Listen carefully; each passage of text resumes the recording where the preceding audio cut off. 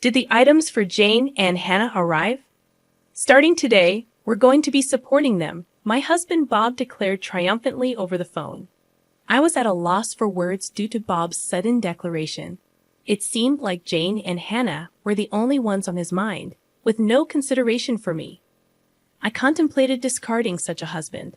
Yeah, the stuff arrived, and I just moved into a new place. I responded in a deliberately cheerful tone. A new place? Bob muttered, then seemed stunned. My name is Caroline Smith, and I recently turned 50. I work in sales at a major company, and although the job comes with constant complaints and troubles from clients, it's rewarding and enjoyable. My only family is my husband Bob. We don't have children, and my parents passed away some time ago. My parents-in-law live nearby, but we aren't that close. We have a casual relationship. Bob loves dining out, often taking his sister Jane along for many outings. Jane's daughter, Hannah, always joins them. In the early stages of our marriage, I complained to Bob about him prioritizing Jane and her daughter over me. However, those feelings gradually faded. I want to repay them for the struggles I caused during my student days. After learning of Bob's sincere feelings, I understood that my in-laws are impoverished, living in a small, run-down apartment. It's incredibly cramped. Bob diligently pursued his studies, but he didn't pass his first-choice state university, only getting accepted into private ones. His parents couldn't afford to pay, so Jane, who was working at the time, helped with his tuition. Bob seems grateful to Jane for supporting him during difficult times. After Jane got married, she quit her job to be a stay-at-home mom, limiting her financial resources. After hearing this story, I stopped complaining, understanding the reasons for wanting to give back. I thought it best to let Bob do as he pleases, despite a bit of loneliness. I'm going to go out to eat with Jane and Hannah now, Bob said. Bob is going to dine out with Jane and her daughter today as well. Have a good time, I said with a smile, seeing him off. Let's continue to live supporting each other with Bob, who values family. That's what I thought. However, the rift in our relationship happened about 3 months ago. One day, Bob approached with a serious expression, saying, "In fact, Jane's getting a divorce. She's decided to keep custody of Hannah." When I heard Jane was divorcing, I was honestly perplexed. Jane was the type of person I found difficult to deal with, going back to when I visited Bob's parents' house before we got married. Jane laughed uproariously at me, saying, "Bob, you're marrying her? She's so plain and has bad taste." Bob and his parents didn't say a word, acting like they didn't notice. So I had no choice but to endure Jane's rude behavior as I remembered Bob's declaration. I'm going to visit home every day for a while. Unlike you, who's thick-skinned, Jane is delicate. And I'm worried about Hannah too. Bob disparaged me with a calm demeanor. However, I did not retort. Arguing with Bob here and then, having him perpetually visit his parents' house would also be a problem. Take care. I couldn't say anything else and just saw Bob off. From then on, Bob spent more time away from home. Until now, he often came home around 8 p.m. on weekdays, but there were times when he didn't return even by the next morning. He was almost never home on weekends, and my loneliness just grew. When I returned from work and called out, there was no response at all, and the room was pitch dark. He must be at his parents' house again. With Bob's absence, I often found myself downhearted. However, when Bob was home, he began to annoy me more and more. That day, Bob was uncharacteristically at home, but he made an unthinkable request of me.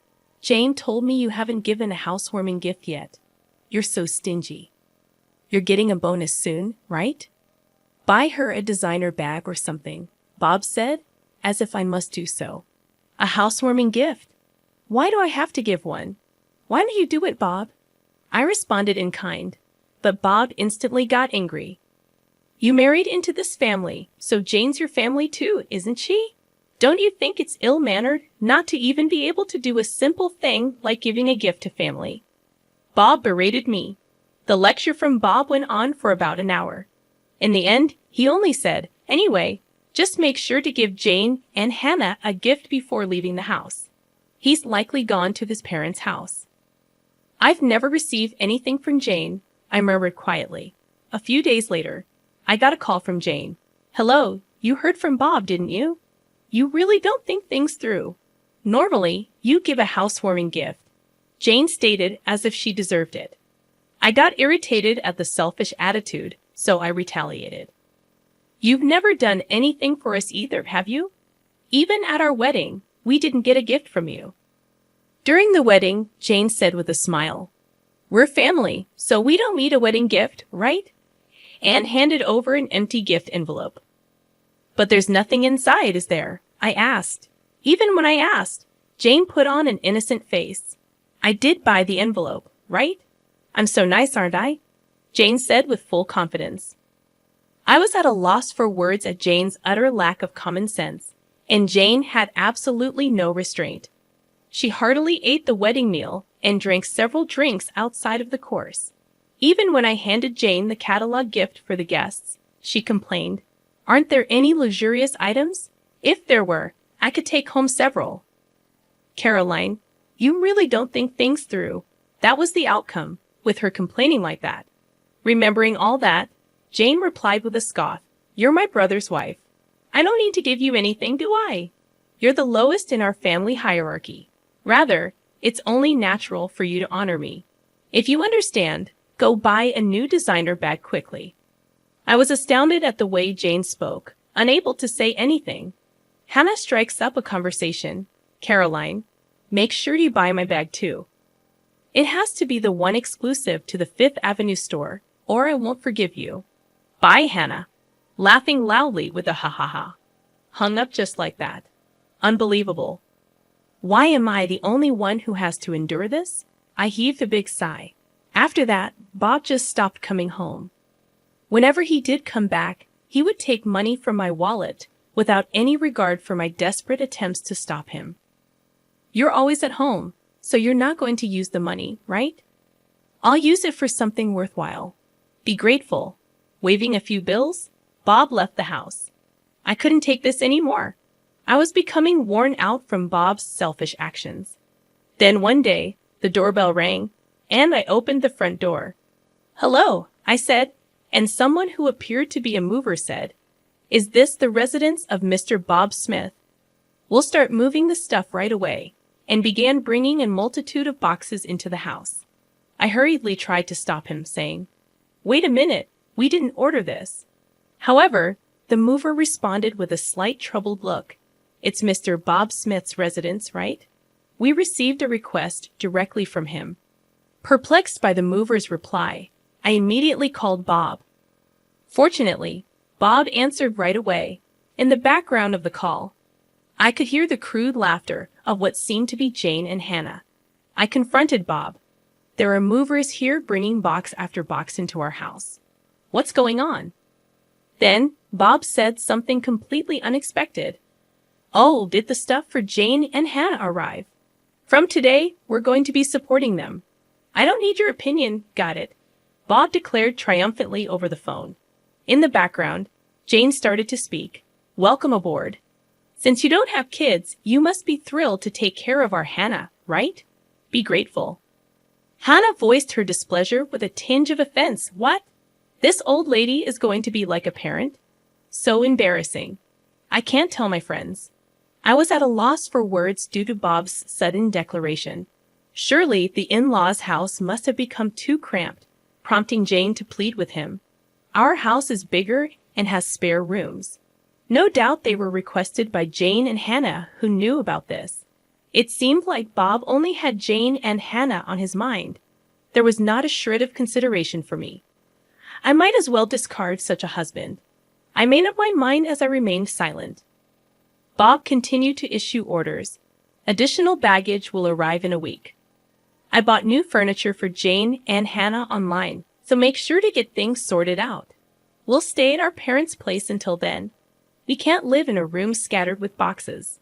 Bob said so with a laugh. Hey, isn't this too pitiful for Caroline? She has to sort out our stuff all by herself. Jane was also snickering. It's our precious belongings. Handle them with care. Hannah had the audacity to demand. I wanted to hang up this call so badly. All right. I simply said that and immediately hung up the phone. Right after hanging up the phone, I swiftly sprang into action. A week later, Bob called again. Did the additional baggage arrive? Did you tidy up the room properly? Bob probably wants to know the current state of the house. He seemed somewhat anxious. Unable to calm down, so I smiled sweetly. Yep, the stuff arrived. And I just moved into a new place. I responded in a deliberately cheerful tone. Ha, a new place. Bob muttered and then was stunned.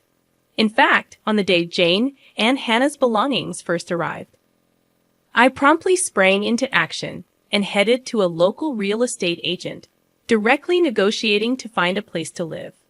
Initially, they declined, stating it was impossible, as most places require renovations before moving in or have handover procedures, meaning you can't move in on the same day.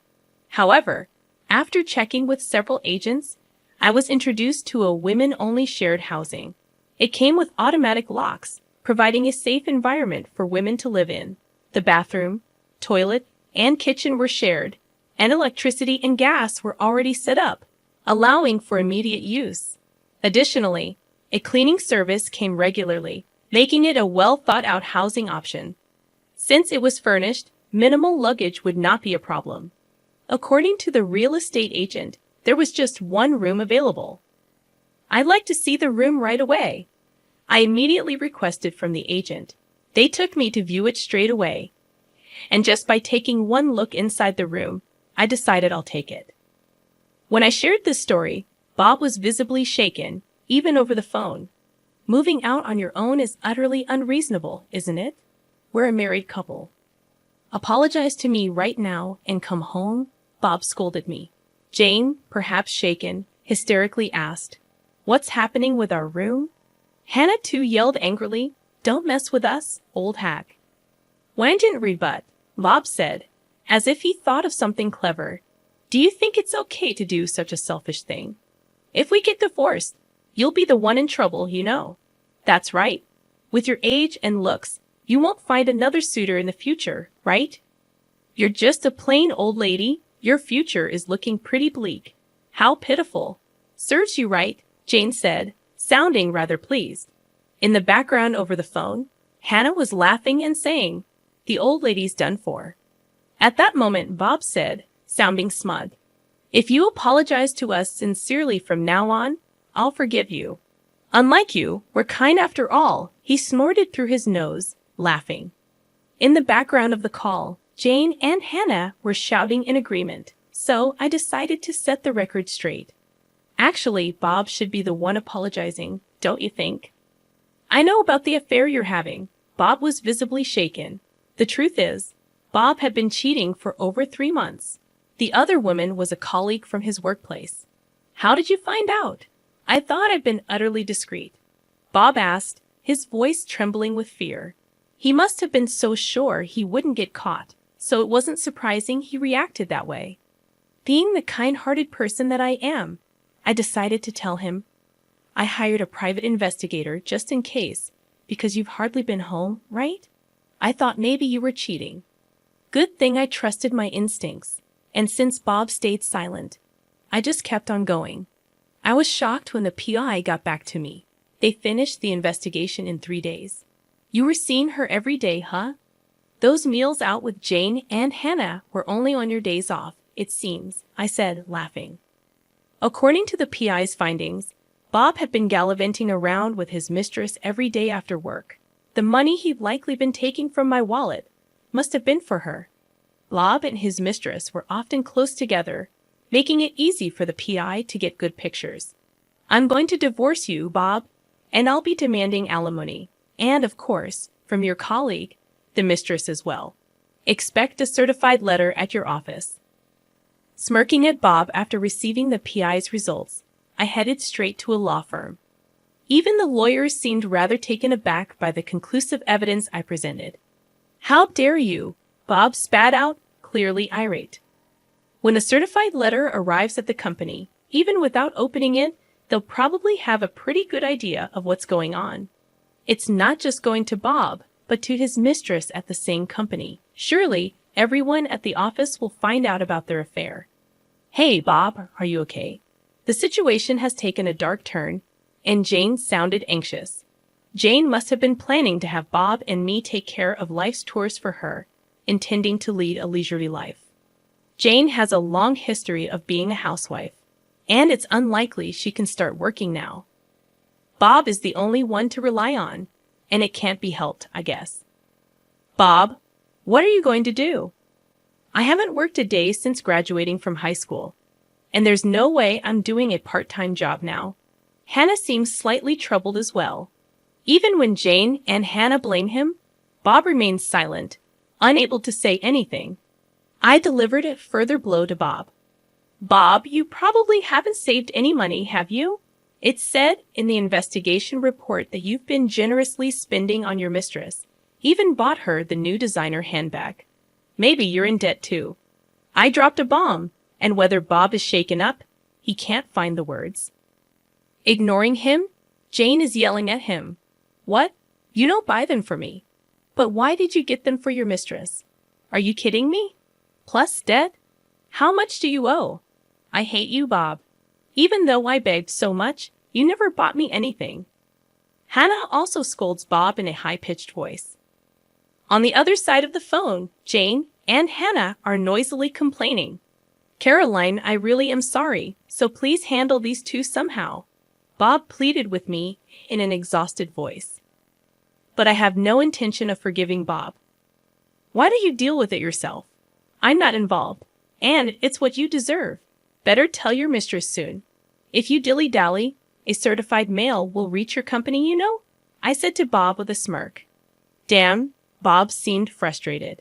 Ignoring such a Bob, I spoke. Well then, do your best, and please give me plenty of alimony. I hung up the phone right there. After hanging up, there were several calls from Bob, but I ignored them. Let Bob and Jane struggle as much as they want. I muttered quietly and set Bob's contact to block incoming calls. After that, my divorce with Bob was finalized. Initially, Bob resisted because there was dual income. Until now, Bob could afford to live even while he just messed around. With just Bob's income, maintaining the lifestyle we've had until now is certainly not feasible. It seems like Bob understands that, which is why he doesn't want to divorce me. However, I have decisive evidence of Bob's infidelity. Ultimately, I conveyed to him that I have absolutely no intention of reconciling, and that I will take legal action if he doesn't agree to the divorce any longer. With that, Bob, hanging his head down, said, I'll agree to the divorce, and stamped the divorce papers. So I demanded alimony from Bob in settlement for emotional damage from his partner. The amount was determined while being informed about the going rate from my lawyer. I believe it's a fair amount. In fact, Bob's partner paid it promptly. Apparently, she borrowed it from her parents after explaining the situation. However, it was a steep amount for Bob. Can it be reduced? Even though he said that numerous times, I ultimately rejected Bob's request during the meeting with our lawyers at the law office. How about I add on the money you stole from my wallet? I cheerfully asked. Bob turned pale as a ghost. That amount is fine. In the end, Bob, trembling, agreed. After that, both Bob and his partner resigned from their company. The reason was that their affair was exposed within the company. It seems that the delivery of a certified document brought attention to the relationship between the two. Even if the contents of the envelope were unknown, an envelope from a divorce law office tends to be pretty self-explanatory. One can generally guess what's inside. Eventually, Bob resigned because things got uncomfortable. Being the subject of juicy gossip around the office, perhaps he couldn't stand it. After leaving the company, Bob has been working in day labor via an agency. Due to his age, it seems he couldn't find another job right away. But payments won't wait. He has living expenses, plus the installment payments of alimony to me, and the mortgage still has a long way to go. Moreover, the debts he likely incurred during his affair came to light. Life's probably going to be pretty tough, I bet. Sometimes I get messages from Bob through the lawyer to me. I was wrong. Please take me back. I'm begging you. I'm barely scraping by. If I'd known this would happen, I would have been nicer to Caroline, Bob says, reportedly weeping in front of the lawyer. I think he's really backed into a corner, but it's too late now. And the situation for Jane and Hannah doesn't look good either. Currently, they are living with Bob, but since Bob has no money, their living situation seems dire. One day, I got a message from Jane on my cell. I had blocked Bob's number, but I hadn't blocked Jane's. Seems like that backfired. Wondering what she could possibly want now, I answered the call. Hello, and the moment I answered, Jane begged me, please help us. We're living with Bob, but he has no money. And our electricity and gas are going to be shut off. We don't even have anything left to eat, Jane spoke in an exhausted voice. I was surprised that their living situation had become so desperate. But I had no intention of helping, so I brushed Jane off coldly. Why don't you work? You're healthy, aren't you, Jane? You used to work back in the day, right? Then Hannah, presumably next to Jane, spoke up. Caroline, isn't that harsh? You're working at a major company. You wrangled money out of Bob and his affair partner. So you must have some financial leeway, right? So you have a duty to support Mom and me. If you tell us your address, we'll come there. Take care of us. Hannah apparently has no intention of working even now. It's truly exasperating considering she's still young. Biting back a sigh, I conveyed my stance. Now that I'm divorced from Bob, I'm a complete stranger to you, Hannah. I have no intention of supporting you, and I don't want anything more to do with you. Don't call me again. As soon as I finished speaking, Hannah shouted, Don't mess with me, you old hag. You should just quietly take care of us. Tell us your address right now. After that, they kept shrieking for quite a while. Their characters will likely never change for the rest of their lives. I have nothing to do with this anymore. Goodbye. With that, I hung up the phone. I immediately blocked Jane's number. I never want to deal with them again. In their current state, they will likely face more hardship. But it's their own laziness that brought this upon them. I think it's fine if they continue to suffer. A year later, I decided to move out of the shared housing. It's a bit sad to leave where I made friends. The reason I'm leaving this fun and lively place is because I decided to adopt a dog. I met the dog at an adoption event a dog-loving friend invited me to, and I went along. That's where I had a destiny-filled encounter. While other dogs were being friendly with various people, this dog was different. It stared at me intently the moment our eyes met. I thought this dog might need me. After that, I attended the adoption events many times and deepened my bond with him. After several visits, joyfully, I was allowed to adopt him. However, the shared housing doesn't allow pets, so sadly, I had to move out. Now I live in a pet-friendly apartment. Dogs don't betray you, and it's so cute when I call. He runs towards me joyfully. There will probably be various difficulties in the future, but I'm not alone anymore. I want to move forward, facing forward, supporting each other with this beloved dog.